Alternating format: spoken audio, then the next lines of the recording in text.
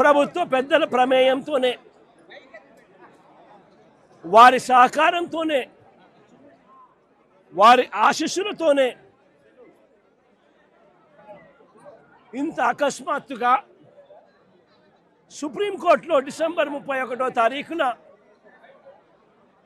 వరకు గడువు ఉంది అని తెలిసినా కూడా అధికార దుర్వినియోగం చేస్తూ వీళ్ళందరినీ రోడ్డు పాలు చేయడం జరిగింది. నేను అడుగుతా ఉన్నాను ఇక్కడే, అయ్యా చంద్రబాబు గారు,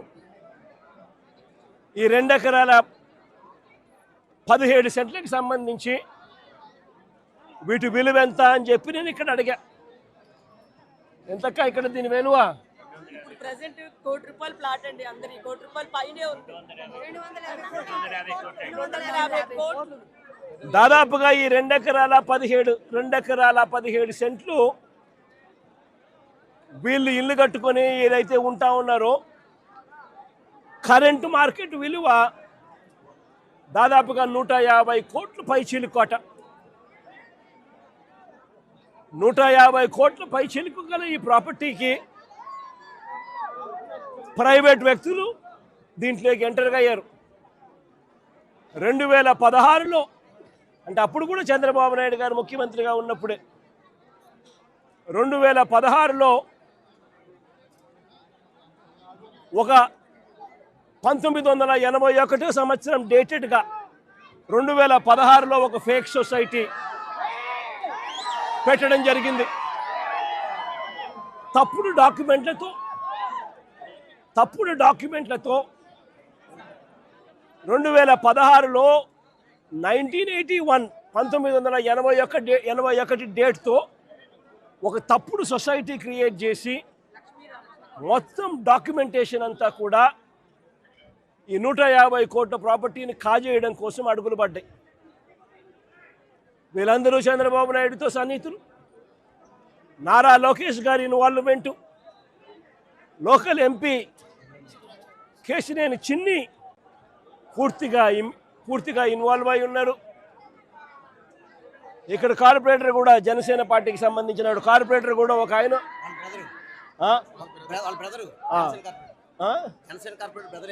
జనసేన కార్పొరేటర్కి సంబంధించిన వాళ్ళ బ్రదర్ కూడా ఇన్వాల్వ్ అయి ఉన్నారు.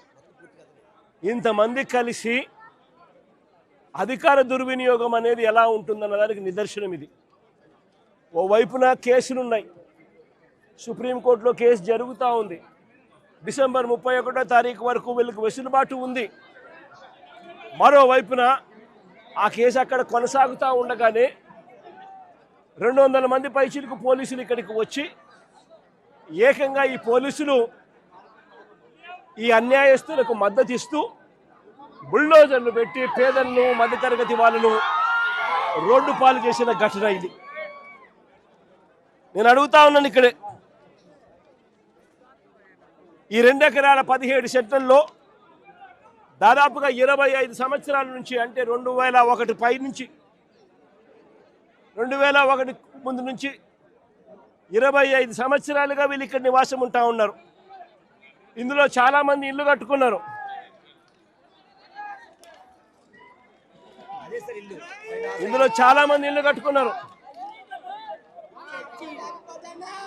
ఈ ఇంటికి సంబంధించి, ఈ ఇళ్లకు సంబంధించి Vijayawada municipal corporation building plan approvals ఇచ్చినారు.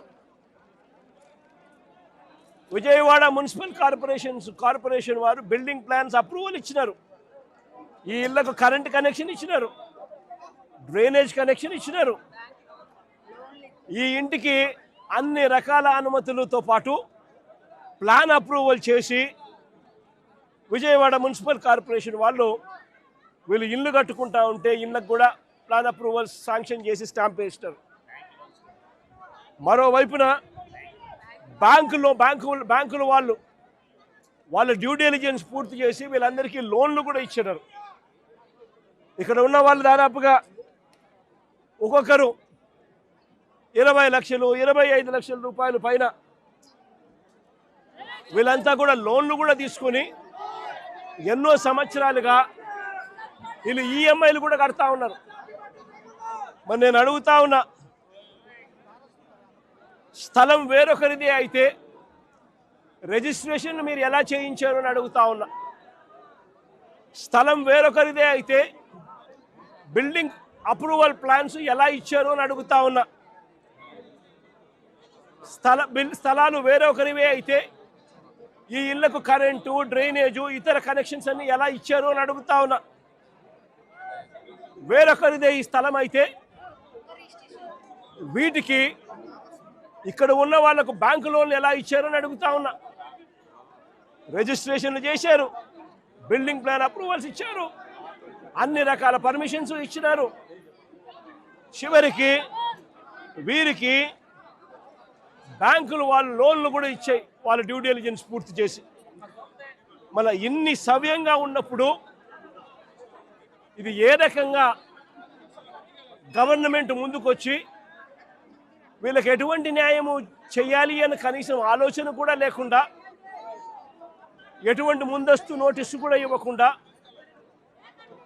వీళ్ళ ఇళ్లలో ఉండగానే 200 మంది పోలీసులు పైచిలకు వచ్చి ప్రైవేట్ వ్యక్తులకు మద్దతు ఇస్తూ పొక్లేన్లు పెట్టి, జేసీబీలు పెట్టి, బుల్డోజర్లు పెట్టి ఏకంగా బిల్డింగులు పగలగొట్టడం జరిగింది.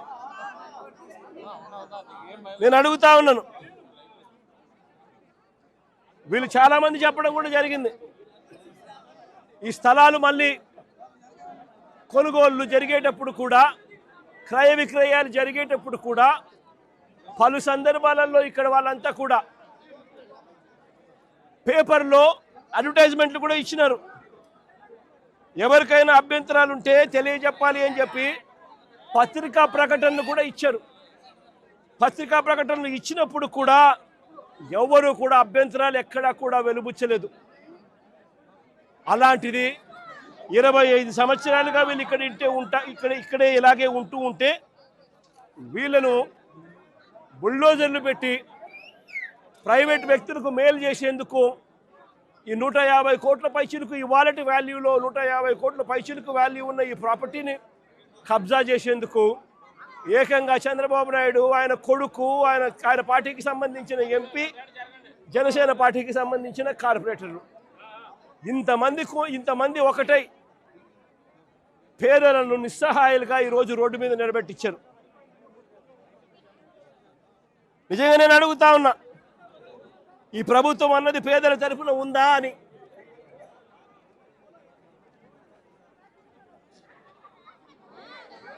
ఎక్కడైనా ఎప్పుడైనా కూడా ప్రభుత్వం అన్నది చేయాల్సింది ఏమిటి? ఇటువంటి పరిస్థితిలో వచ్చినప్పుడు వీళ్ళంతా వెళ్ళి కంప్లైంట్లు కూడా ఇచ్చినారు. సాక్షాత్తు చంద్రబాబు నాయుడు కలిసినారు, చంద్రబాబు నాయుడు 3 సార్లు కలిసినారు, లోకేష్ 2 సార్లు కలిసినారు, అర్జీలు ఇచ్చినారు. చివరికి ఎవరికైతే వీళ్ళు అర్జీలు ఇచ్చినారో వాళ్ళే కుట్ర పన్ని, వాళ్ళ ఎంపీలు, వాళ్ళకి సంబంధించిన కార్పొరేటరు వీళ్ళంతా కలిసి కుట్ర పన్ని ఏ రకంగా వీళ్ళంతా కూడా వీళ్ళకి అన్యాయం చేశారు అన్నదానికి నిదర్శనం ఇదే.